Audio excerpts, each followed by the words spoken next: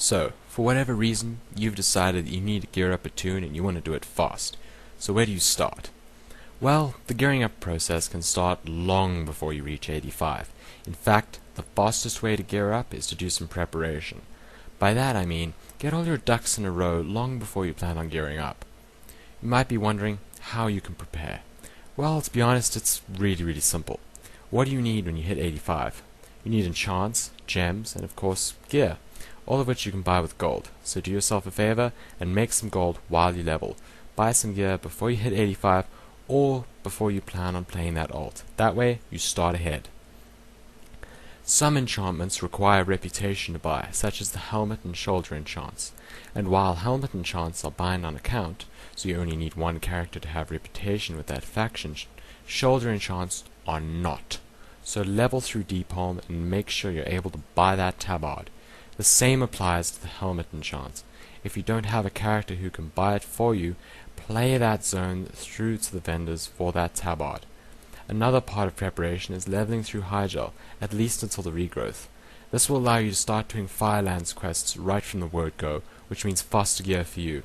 Once gear up really fast, then prepare. Okay, so now the time for preparation is over, and it's time to get your hands on that shiny loot. First thing you want to do is head over to the warboard and pick up a quest called Guardians of Hyjal, Firelands Invasion. You will only be able to pick up this quest if you've done the pre-quests in Hyjal, up to the regrowth. Then go to the Farseer near the portals to the Cataclysm zones and pick up a quest called Elemental Bonds, which says you need to go and speak to Thrall in Hyjal. Now you head through the portal to Hyjal and fly to the start of the Firelands quests at the Sanctuary Malorn.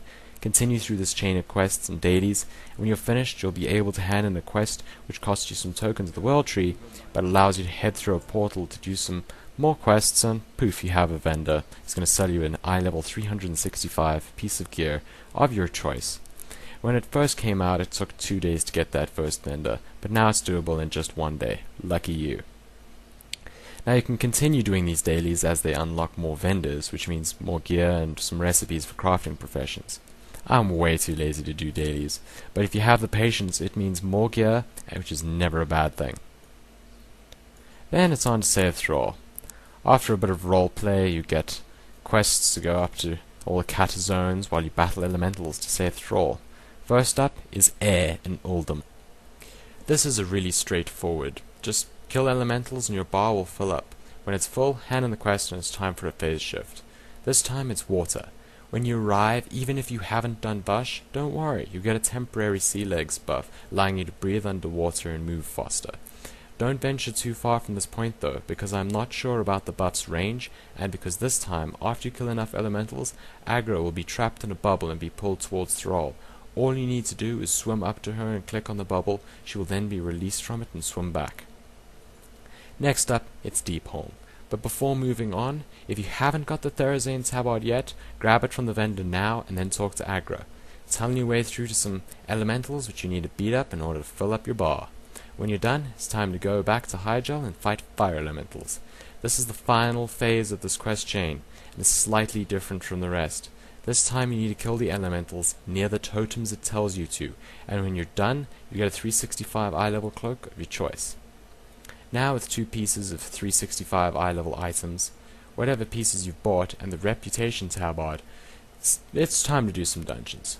Your eye level should be above 329, allowing you to do Cataclysm Heroics or Zandalari Heroics if it's above 346. Which you decide to do is up to you, as killing a boss in either one of these will award 77 justice points towards buying some more epics. Zandalari Heroics do drop 353 eye level pieces, which are really useful. However, I find them extremely frustrating with pug groups, so I saved them for the last few pieces I needed. You can always do dungeons with guildies or friends to make it easier. If your eye level is not high enough to do heroics, you will either need to buy more gear or do some normal dungeons to get your eye level up. This is why preparation makes it faster.